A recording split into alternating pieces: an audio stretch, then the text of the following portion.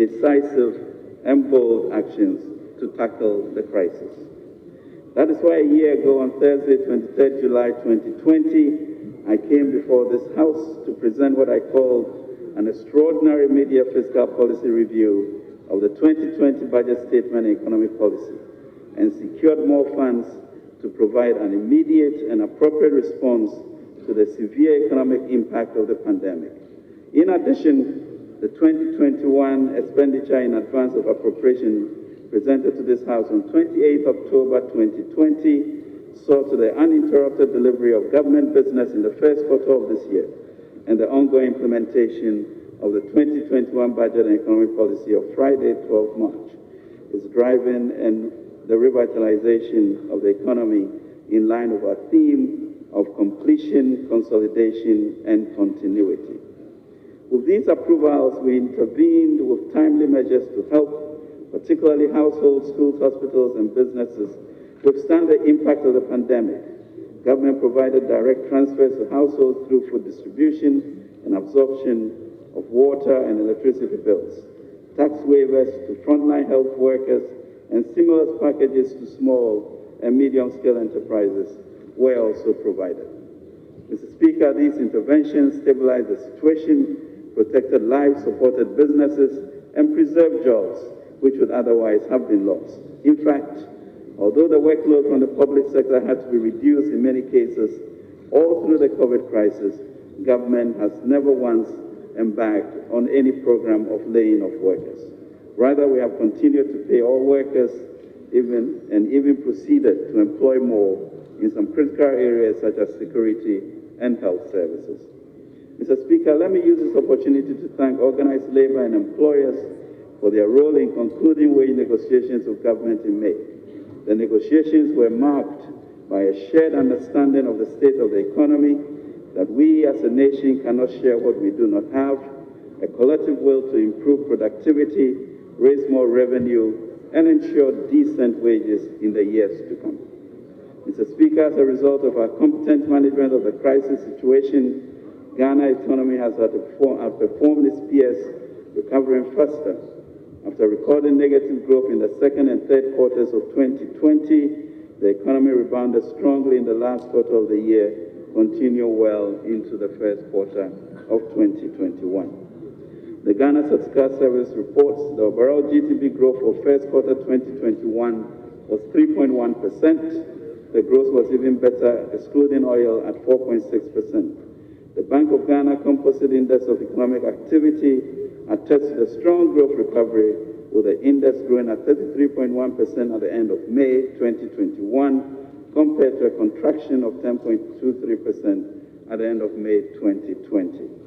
Mr. Speaker, on inflation, we are witnessing one of the lowest numbers on record in about 2 years.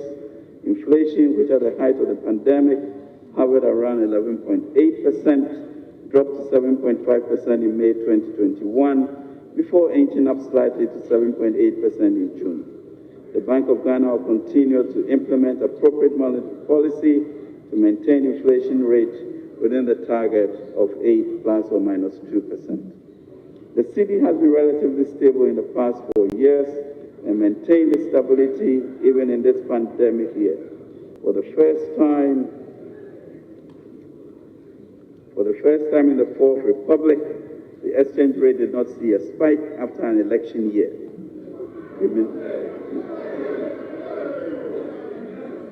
Cumulatively, from the beginning of the year to date, the exchange rate has depreciated by 0.6% against the US dollar and appreciating by 3.6% against the euro. This stability is expected to continue as we move towards the close of the year. The relatively strong performance of the external sector led to an increase in the reserves position to $11 billion US, equivalent to 5 months of imports, one of the highest on record. This compares well with a reserve position of $9.2 billion, equivalent to 4.3 months imports cover in the corresponding period last year. Mr. Speaker, we are managing the finances of the country with discipline and competence. The fiscal operations for the period January to June 2021 indicate that the overall deficit was 22.32 billion Ghana cedis, equivalent to 5.1% of GDP. The corresponding primary balance for the period was a deficit of 7.3 billion cedis, equivalent to 1.7% of GDP, against a target of 4.8 billion Ghana cedis, or 1.1% of GDP. We will continue to pursue our fiscal consolidation agenda to ensure that we remain within the appropriation given by this august House.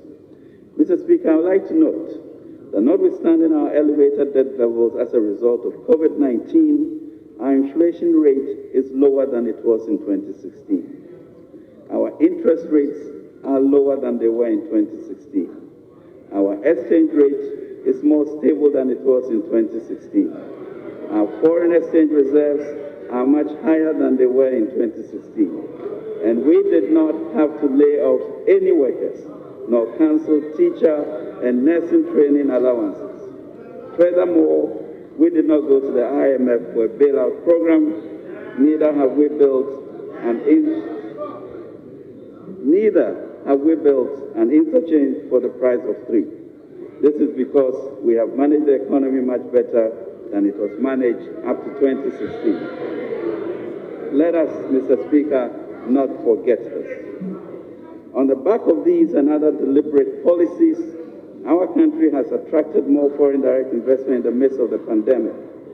As of end June 2021, total FDI into the country was valued at $954.2 million, indicating an increase of 71.2% from US $557.2 million recorded over the same period last year.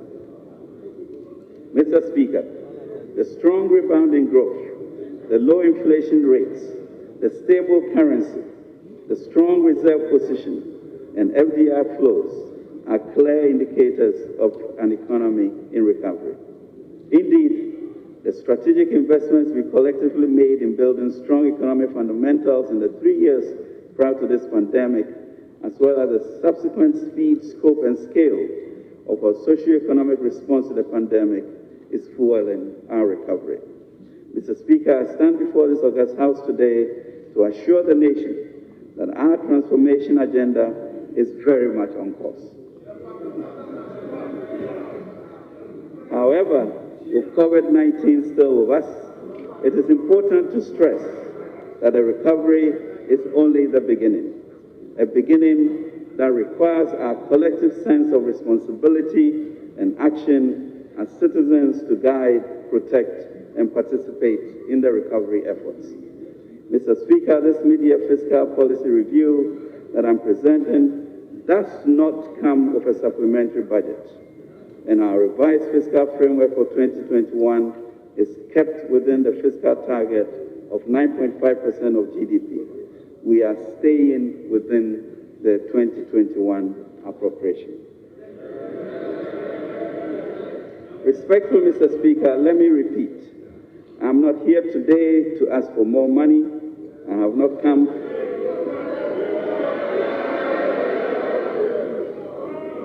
Mr. Speaker, I'm not here today to ask for more money. I have not come to ask for more taxes. I have come to update the House on the performance of the economy for the first half year of 2021 and our plans for the unexpired term of the year consistent with Section 28 of the PFM Act.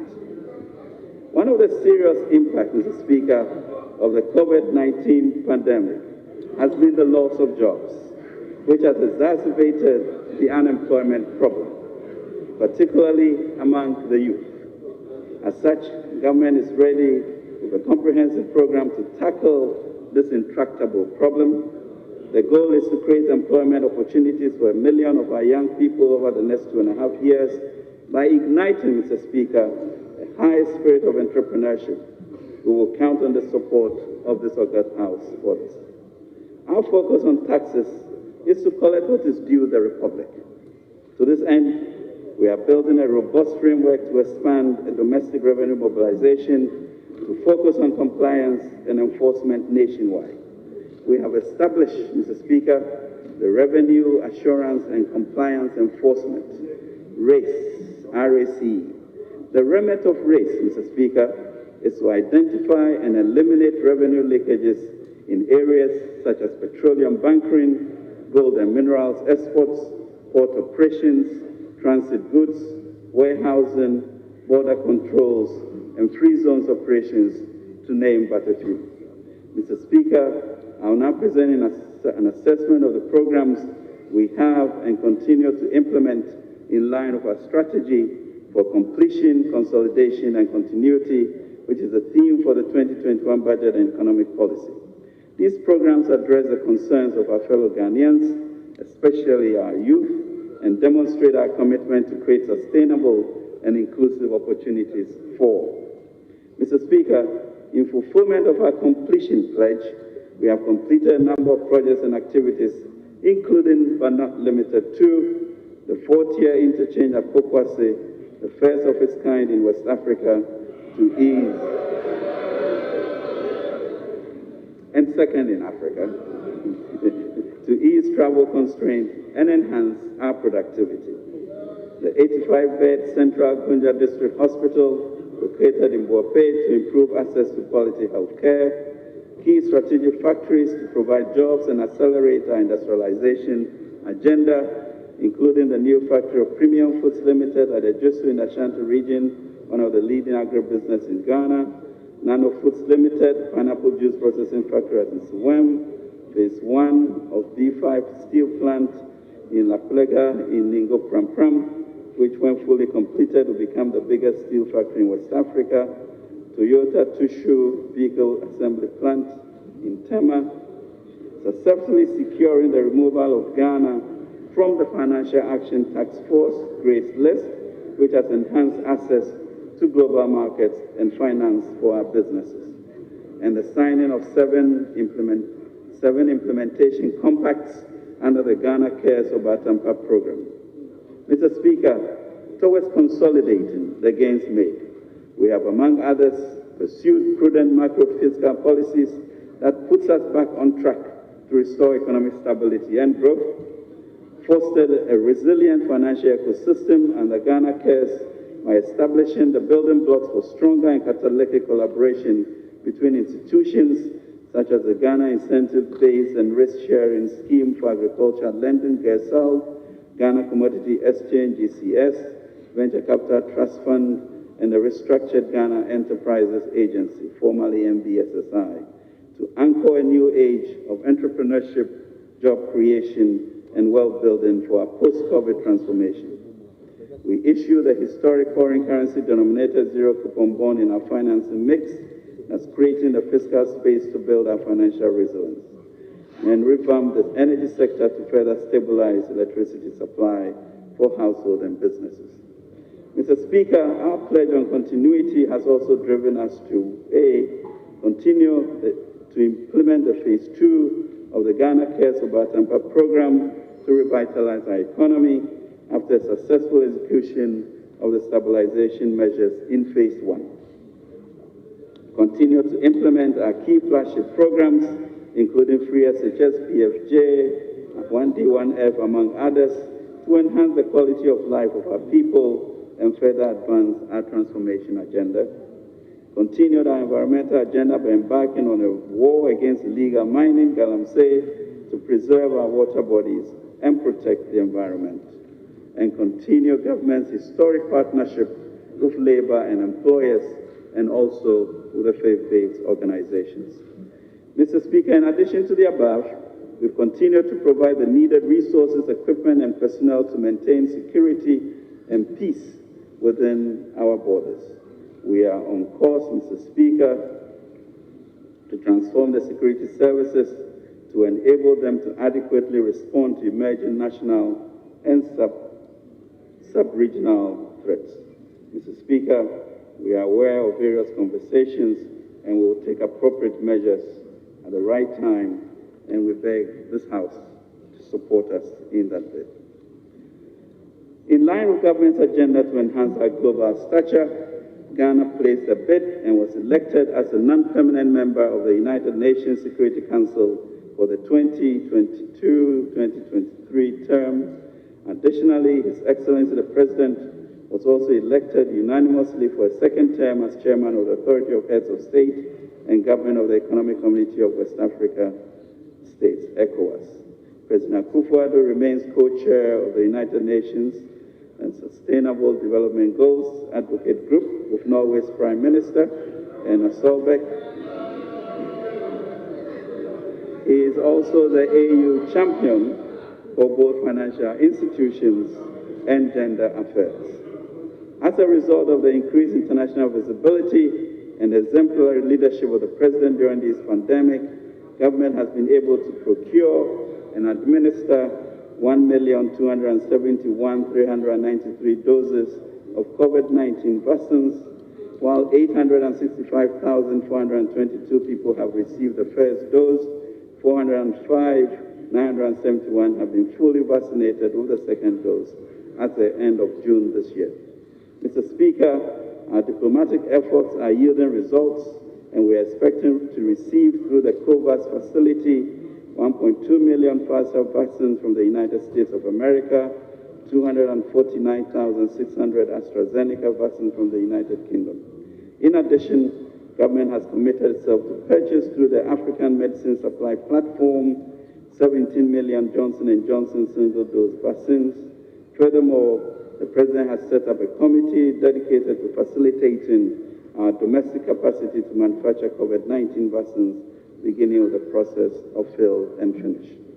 Mr. Speaker, on the economic front, the additional policies and strategies outlined in the Ghana CD 100 billion Ghana Cares Over Tampa program will be vital in our journey towards economic recovery and transformation. Our strategy to place the private sector at the heart of this endeavor is to accelerate competitive import substitution and export expansion to generate sustainable jobs for our teeming youth under 35 years of age, who make up about 71% of our population. Mr. Speaker, the unemployment situation in our country has been exacerbated by the COVID-19 pandemic. This is a situation which will confront aggressively. Indeed, it is an issue that will be at the forefront of our national discourse. The future of our young people and their livelihoods are of utmost importance to us as a nation. It requires urgent action, and the President has directed that we consolidate and implement new programs and projects to address it. It is crucial to our destiny. Mr. Speaker, over the course of this year, like many of my colleagues in government and in this House, I have traveled around the country, engaged with the people, especially young people. We have listened to them and heard their concerns. 8 weeks ago,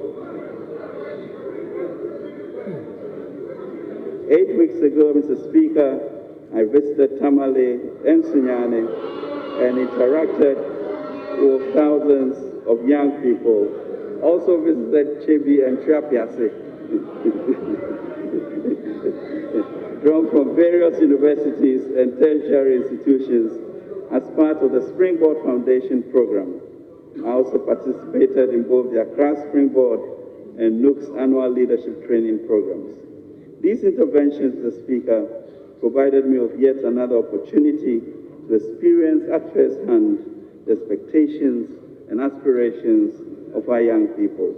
Our responsibility as government is to accelerate our response. In connection with that, I have had extensive discussions with my colleague Ministers of Employment and Labor Relations, Youth and Sports, and Lands and Natural Resources. New programs will be introduced and existing ones scaled up and refocused to meet the aspirations of our youth. We will work together to sensitize and connect the youth to the numerous opportunities being made available by government, including a strategy to create jobs and business opportunities for 1 million Ghanaian youth by 2024. So far, we've developed 5 new programs, including an exciting U-Bank program. Mr. Speaker, the good people of Ghana have given us another 4 years mandate to manage the country mitigate the impact of COVID-19, and pursue our transformation agenda of equal opportunities and prosperity for all. We are in the 7th month of the journey and executing the mandate with diligence, integrity, and faith, and we are determined to overcome the challenges that confront our nation. Let us join hands to build a more inclusive, confident, and hopeful society. COVID-19 has caused enough havoc, but we are resilient and confident people and should not allow ourselves to be defeated by the negatives. As 2 Timothy 1:7 tells us that God has not given us the spirit of fear, but of power, of love, and a sound mind. We should have courage, Mr. Speaker, hope, and resolve to work hard and expect that the Almighty God, whom most of us believe and serve, will look kindly on us and bless the work of our hands. Mr. Speaker, I now proceed to give details of developments for the first half year of 2021 and will conclude with the outlook for the rest of the year. Mr. Speaker, since the presentation of the 2021 budget to this August House in March this year, global growth recovery has generally strengthened, supported by the ongoing mass vaccinations and the general relaxation of COVID-19 restrictions, as well as continued policy support. However, the emergence of new COVID-19 variants and potentially third waves in parts of the world, as well as disruptions of the vaccination efforts across emerging market and developing economies, is creating some uncertainty and threatening to undermine global recovery efforts. Economic recovery in most emerging markets and developing economies is expected to slow down, mainly due to continuous non-availability of vaccines. Mr. Speaker, to put the assessment of the performance of the economy for the first half of 2021 in perspective, permit me to restate the macroeconomic target set for 2021 as presented in the 2021 budget as follows. Overall real GDP growth of at least 5%, non-oil real GDP growth of at least 6.7%, end period inflation of 8.0%, fiscal deficit of 9.5% of GDP, primary deficit of 1.3% of GDP, and gross international reserve to cover not less than 4 months of imports of goods and services. Mr. Speaker, even though the second quarter 2021 gross domestic product data is yet to be released by the Ghana Statistical Service, provisional data for the first quarter of 2021 show that the recovery process from the COVID-19 pandemic is gaining some momentum, and the targets for most of the macroeconomic indicators are largely on track. Thank you. Mr. Speaker, I now present highlights of the 2021 half-year fiscal performance. The implementation of the 2021 budget has been successful so far.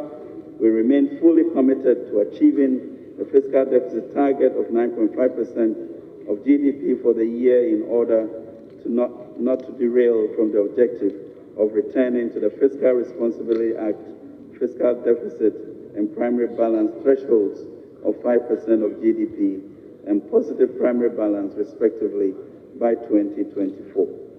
Mr. Speaker, the provisional fiscal data for January to June 2021 show that total revenue and grants amounted to 28.3 billion Ghana cedis, equivalent to 6.5% of GDP, against a program target of 32.5 cedis, or 7.5% of GDP.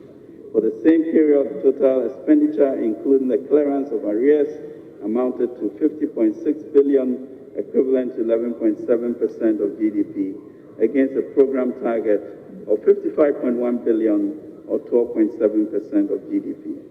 Mr. Speaker, the fiscal deficit for the period was financed from both foreign and domestic sources. Net foreign financing of 15.2 billion Ghana cedis constituted 68.3% of the total financing and included inflows from Eurobond proceeds. On the other hand, total domestic financing amounted to Ghana cedis 7.1 billion, representing 31.7% of total financing.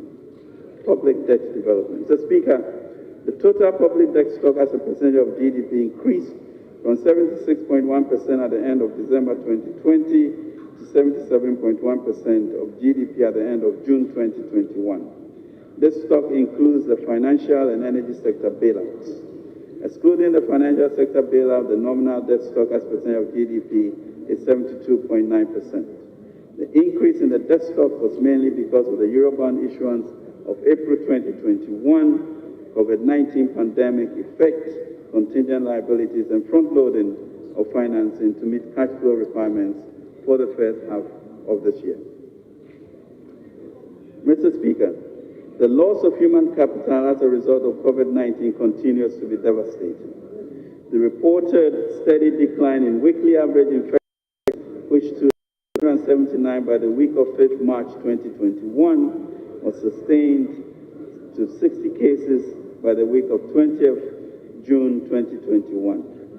Since then, however, the detection and spread of the Delta variant has largely driven up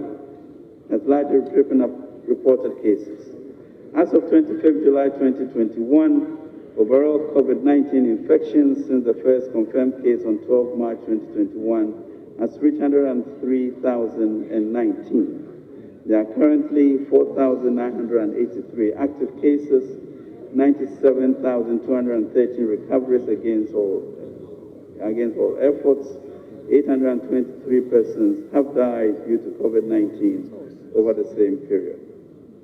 Mr. Speaker, improving regional and global supply chains and rising demands led to total exports reaching $2.5 billion in the first 2 months of 2021. By June, this has significantly increased to $7.6 billion. In addition, the COVID-19 related regulatory reliefs and policy measures introduced by the Bank of Ghana continue to promote bank lending activities.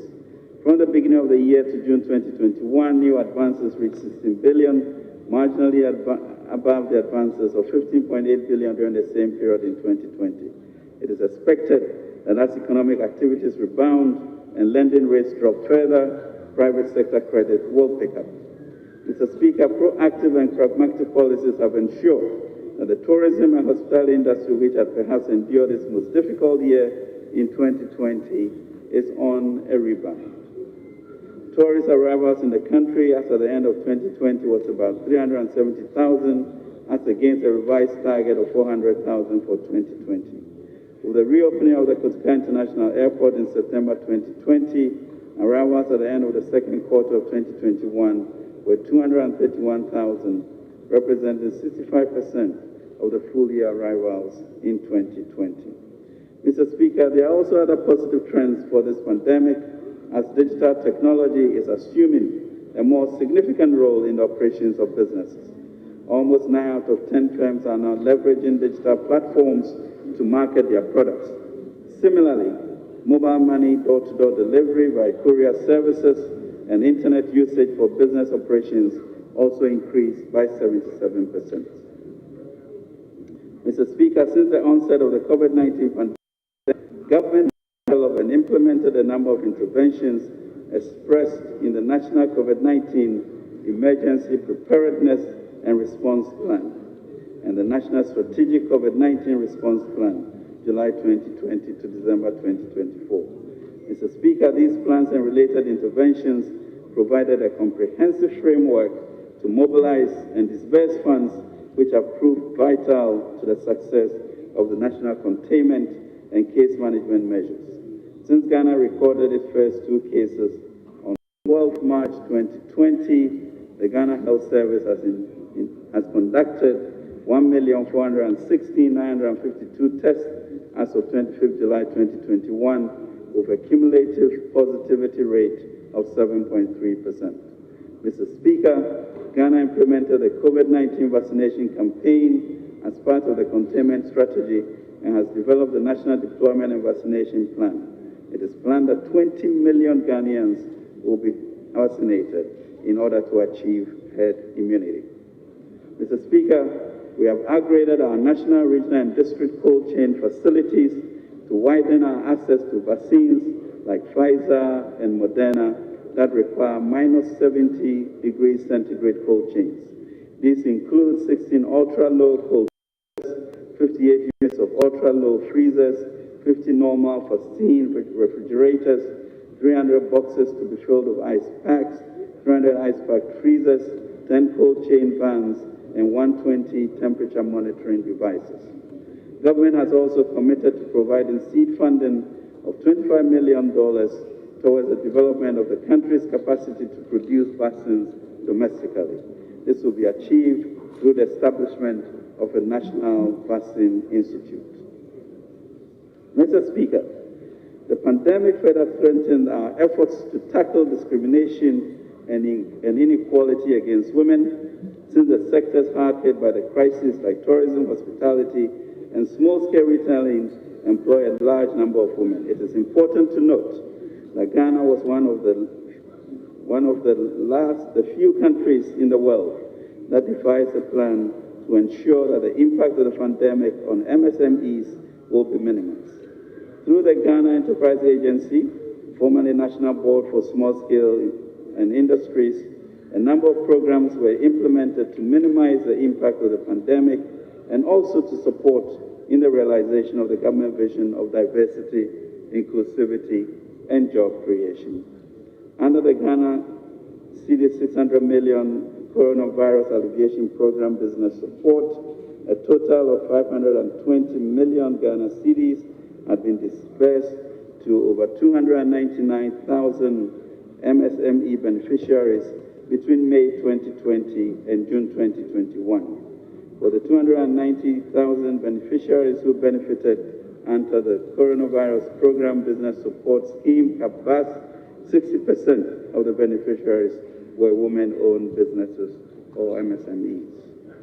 The intervention unlocked access to finance mainly to women who would not have been able to access funds to support and build their businesses.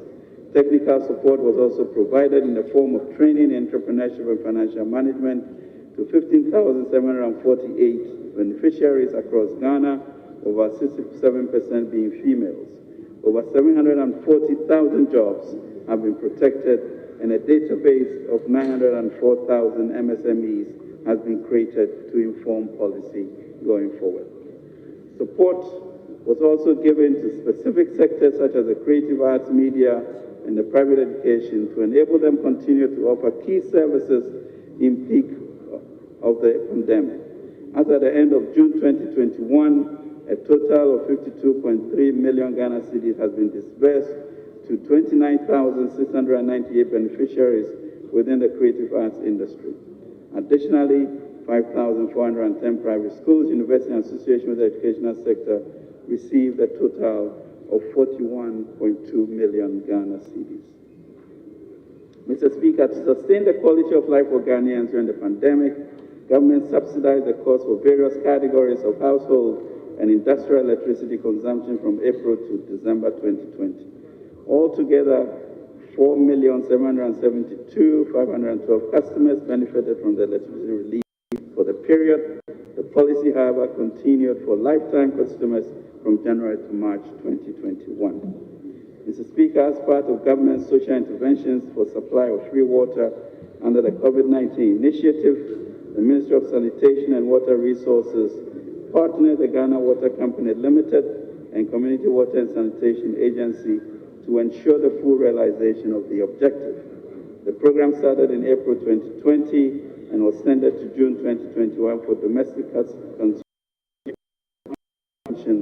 does not exceed 5,000 liters. In all, over 10 million urban dwellers were supplied with potable water by Ghana Water from April to December 2020. This initiative currently supplies free water to a total of over 2.3 million urban domestic dwellers whose monthly consumption does not exceed 5,000 liters of potable water at a cumulative cost of 836.82 million Ghana cedis. Mr. Speaker, CWSA, on the other hand, supplied 17.9 billion liters of potable water to rural and peri-urban population of 5.8 million at a total cost of 100.28 million Ghana cedis between April 2020 and June 2021. Mr. Speaker, the COVID-19 National Trust Fund was set up under Act 1013 to receive and manage contributions and donations from well-meaning individuals, groups, and corporate bodies.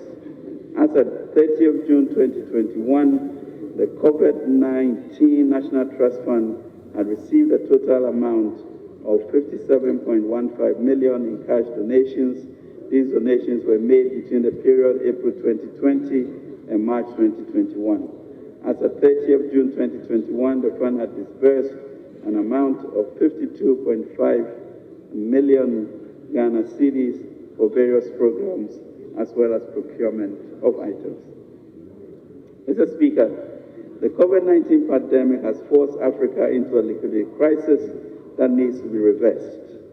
At the just ended 2021 Africa Development Bank Annual General Meeting in Accra, African finance ministers were in consensus that the current global financial architecture, which was designed about 75 years ago without Africa, has become less responsive to Africa's liquidity and financing need and is no longer fit for purpose.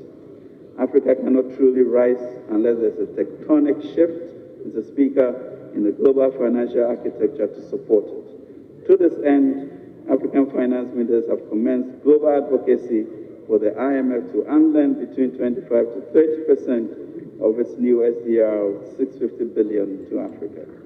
We are also advocating for the establishment of the African Stability Mechanism and the African Liquidity and Sustainability Facility, akin to the European Stability Mechanism. The African Stability Mechanism will protect the continent against external shocks by providing instant emergency access to financial assistance for countries in financial difficulty. The Liquidity and Sustainability Facility could also underwrite a more effective market in African debt that reduces the high liquidity premium African countries pay for sustainability-linked investments. Implementation of Ghana Cares. Mr. Speaker, with every crisis, the need to restructure and diversify the economy becomes imperative. The recent experience of the COVID-19 pandemic, with its disruptive impact on global and regional value chains, has once again highlighted the need to build a transformed Ghana beyond aid. It is for this reason that in November 2020, government launched the audacious 100 billion Ghana COVID-19 alleviation and revitalization of enterprises support, Ghana Cares, Ofori-Atta program. The first phase of the program, also known as the stabilization phase, was implemented between July and December 2020. It alleviated the immediate impact of COVID-19 on our economy and restored normalcy in the lives and livelihoods of Ghanaians through substantially subsidized water and electricity costs, hot meals and food packages distributed to vulnerable and underprivileged persons, increased allocation for the CAP bus scheme to support MSMEs, Ghana's CD 2 billion guarantee scheme established to support large businesses, established skills training programs in collaboration with social partners and faith-based organizations, and passage of urgent legislation to enforce COVID-19 safety protocols. Mr. Speaker, since the turn of the year, we have been purposefully pursuing the second phase of the Ghana Cares program to revitalize the economy and set it on track for transformation. As already articulated, our approach under this program is to revitalize the private sector in targeted sectors to fast-track competitive import substitution, export expansion, and the creation of decent jobs for our youth in a commercial environment that is increasingly regionally integrated. We have operationalized a well-thought-out implementation and coordination framework with a functional and staffed Ghana Cares Coordinating Office within the Ministry of Finance. Additionally, Ghana Cares delivery units, including sector specialists from the private sector, have been activated in all participating MDAs. Implementation compacts, Mr. Speaker, outlining the most critical interventions for 2021, delivery and reporting arrangements, as well as commitments by Ministry of Finance and participating MDAs have been signed. The participating ministries, departments, and agencies include the Ministry of Agriculture, Ministry of Trade and Industry, Ministry of Science and Technology, Ministry of Communications and Digitalization, MOTAC, GIPC, and GRA. Mr. Speaker, in line with our commitment to a functioning financial ecosystem and the Ghana Cares, we are establishing the building blocks for a stronger network of institutions to support businesses and entrepreneurship, including the Development Bank of Ghana, GERSO, the Ghana Commodity Exchange Venture Capital Trust, and the recently established Ghana Enterprises Agency. This network of institutions would anchor a new age of entrepreneurship, job creation, and wealth building for our post-COVID transformation. Mr. Speaker, to modernize our agricultural sector, we are investing in initiatives that would improve production and productivity in the rice, poultry, soybean, tomato, and cassava subsectors this year. The recent engagement with all the value chain actors in these subsectors has sharpened the focus of investment in a holistic manner. We are therefore providing interest rate subsidies, facilitating equipment acquisition, linking markets and producers, as well as producing relevant research in these subsectors. The youth are being supported this year to become outgrowers for anchor farmers and boost participation in commercial farming. Mr. Speaker, Ghana Cares is providing catalytic support to drive efficiency and improve outputs in the agriculture sector by investing in data and digital technology. These technologies will revolutionize the targeting of inputs such as seed inputs, extension services, and acquisition of land for commercial farming. Additionally, the program will support the reform of the fertilizer subsidy system using digital technology to make it more efficient and less prone to smuggling. This will be achieved by registering farmers for improved targeting. The registration will provide information on farmers, biodata, crops cultivated, acreage, digital location of farms to track seed and fertilizer subsidy programs. By end February 2022, 1.2 million farmers will be registered. Mr. Speaker,